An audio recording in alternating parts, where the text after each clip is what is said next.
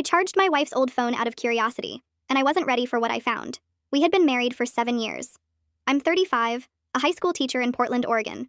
Emily was the center of my world. We had just bought our first house together and were trying for a baby.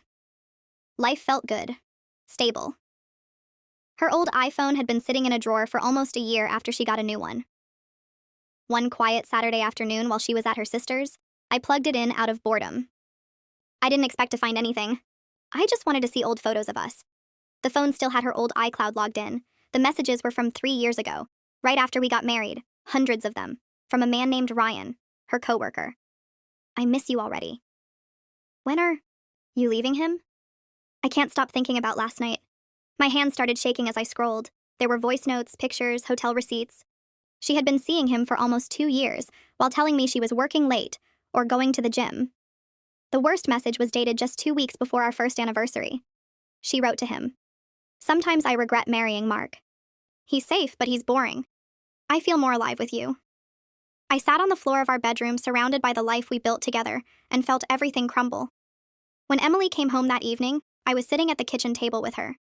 Old phone in front of me. She saw it and froze. I didn't yell. I just slid the phone toward her and said quietly, "I know about Ryan." She started crying immediately. She said it was a mistake. She said she was lonely because I was always so focused on work. She said she ended it a long time ago and it meant nothing. I looked at the woman I had loved more than anything and asked the only question that mattered. "If I hadn't charged this phone, would you have ever told me?" She couldn't answer. That night, I packed a bag and went to stay with a friend.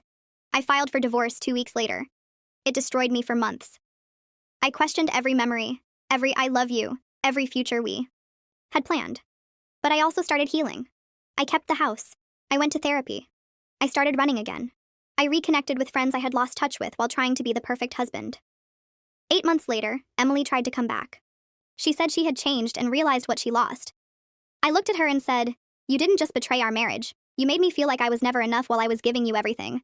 I deserve someone who doesn't need to hide me." Haven't spoken to her since.